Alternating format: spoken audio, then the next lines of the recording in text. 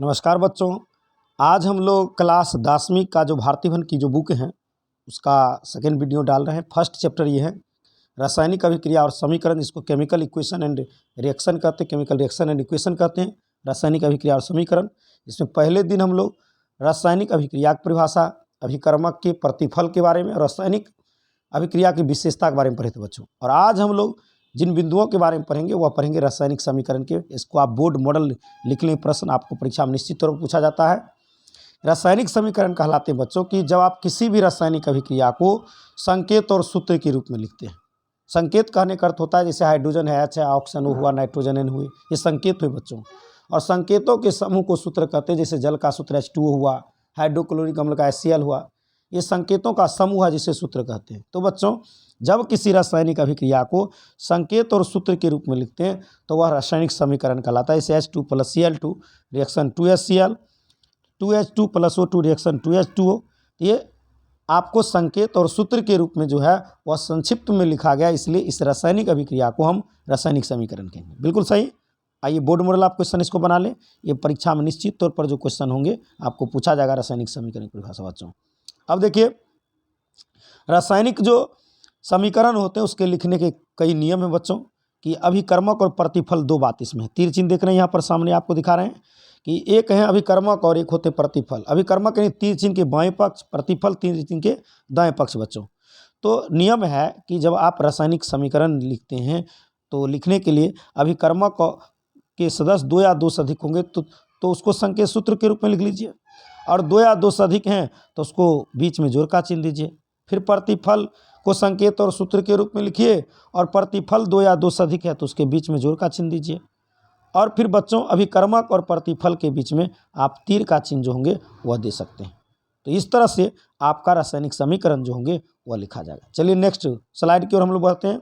यह है असंतुलित रासायनिक समीकरण, जिसको यानी संतुलित, पहले एक मिनट यहाँ पर समझ ले बच्चों, हम लोग फर्स्ट में पढ़े रासायनिक समीकरण की परिभाषा और रासायनिक समीकरण लिखने की परिभाषा। और रासायनिक समीकरण जो होते हैं बच्चों वह दो प्रकार के होते हैं। एक होते हैं संतुलित रासायनिक समीकरण और एक होते हैं असंतुलित रासायनिक समीकरण। सेकेंड स्लाइड आपके पास यहाँ पर है कि बैलेंस्ड केमिकल इक्वेशन क्या होते हैं बच्चों। कि जब अभिकर्मक जैसे A + B reaction C + D है, तो मानिए बच्चों कि अभिकर्मक के सदस्य प्रतिफल के अगर बराबर होंगे तो समीकरण संतुलित होगा। ठीक है, तो आप लिख सकते हैं कि वह समीकरण जिसमें अभिकर्मक का कुल सदस्य प्रतिफल के बराबर होता है तो उसको हम लोग संतुलित समीकरण जो होते हैं बच्चों कहते हैं। ये 5 समीकरण यहाँ पर हम आपको लिखे हैं, जिसको आप बिल्कुल देखिए। 5 में से 2 प्रश्न जो होते हैं वो निश्चित तौर पर परीक्षा में जो होते हैं वो आते हैं, आप इसको नोट कर लेंगे। जैसे 2L + 3H2SO4 रिएक्शन Al2SO4 का होल 3 + 3H2O। इधर जितना एल्युमिनियम, 2 एल्युमिनियम है, इधर भी 2 एल्युमिनियम है। SO4 यहाँ पर 3 गो है तो SO4 3 गो है। हाइड्रोजन 3 दूना 6 गो, हाइड्रोजन 3 दूना 6 है। तो बैलेंस है, तीर के बाएं पक्ष में जितने सदस्य होंगे तीर के दाएं पक्ष में उतने सदस्य होंगे, तो यह समीकरण संतुलित माना जाएगा बच्चों।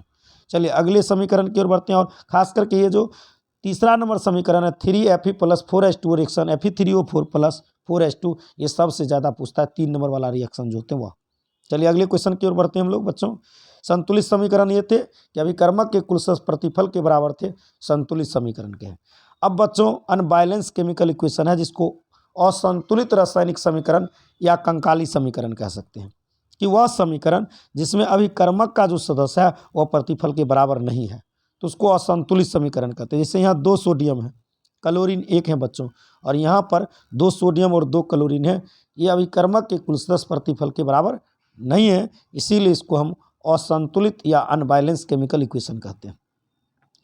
और ये आपका 2 पॉइंट यहाँ पर जो देख रहे हैं वो बहुत इंपॉर्टेंट है, ऊष्माक्षेपी अभिक्रिया और ऊष्माशोषी अभिक्रिया बच्चों ऊष्माक्षेपी अभिक्रिया कहते हैं कि वैसी रासायनिक अभिक्रिया जिसमें ऊष्मा उत्पन्न होता है। तो जिसमें ऊष्मा उत्पन्न होगा तो उसको कहेंगे ऊष्माक्षेपी अभिक्रिया। जैसे C + O2 रिएक्शन CO2 + ऊष्मा, इसमें ऊष्मा उत्पन्न हो रहा बच्चों, तो ये ऊष्माशोषी या ऊष्माक्षेपी अभिक्रिया जो होते हैं वो आपको कहलाता है। ये बहुत इंपॉर्टेंट है, आप इसको भी बोर्ड मॉडल लिख लें, ऊष्माशोषी और ऊष्माक्षेपी को। और एक है ऊष्माशोषी अभिक्रिया कि वैसी रासायनिक अभिक्रिया जिसमें ऊष्मा देना पड़ेगा। जैसे आप देखते हैं कि हाइड्रोजन है और ऑक्सीजन है, इसमें ऊष्मा दिए तो ये दोनों मिल करके जल का जो होता है वह निर्माण करता है। तो दो अभिक्रियाएं, ऊष्माक्षेपी ऊष्माशोषी, ऊष्माक्षेपी में ऊष्मा उत्पन्न किया, ऊष्माशोषी में ऊष्मा लगा।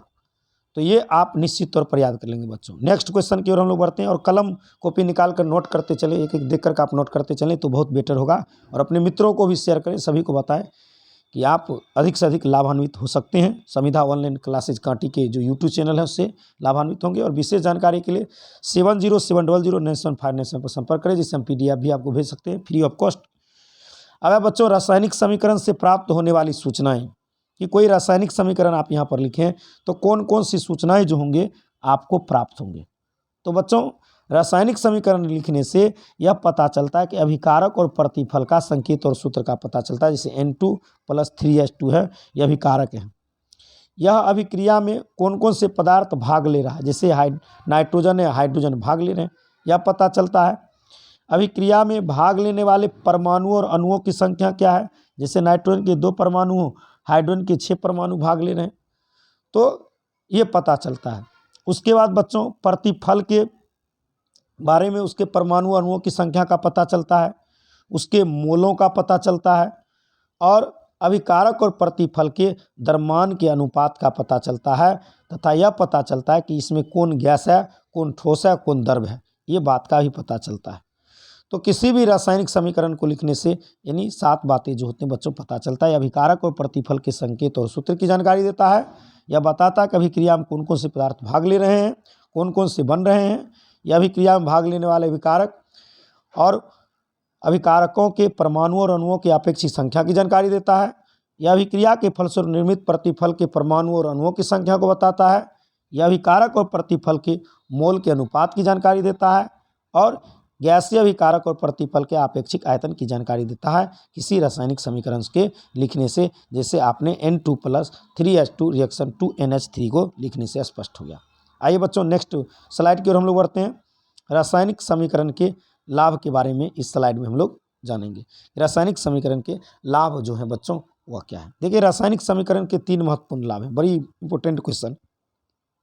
सबसे पहली लाभ है कि किसी भी रासायनिक अभिक्रिया को आप समीकरण के रूप में अगर लिखते हैं तो आपके पास समय का बचत होगा। क्यों बचत होगा बच्चों?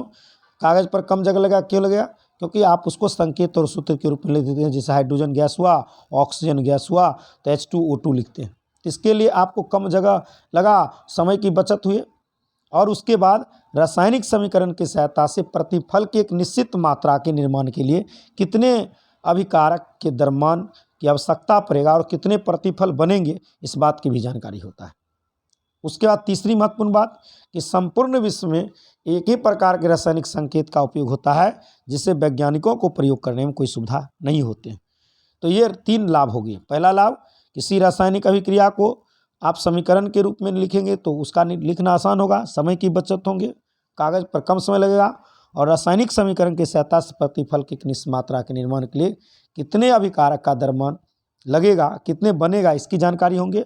और संपूर्ण विश्व में एक ही प्रकार के समीकरण का बच्चों जो होता है वह उपयोग किया जाता है, जिससे वैज्ञानिकों को प्रयोग करने में सुविधा होते हैं। इतना ही, बहुत बहुत धन्यवाद। फिर अगले वीडियो में हम लोग विशेष जानकारी प्राप्त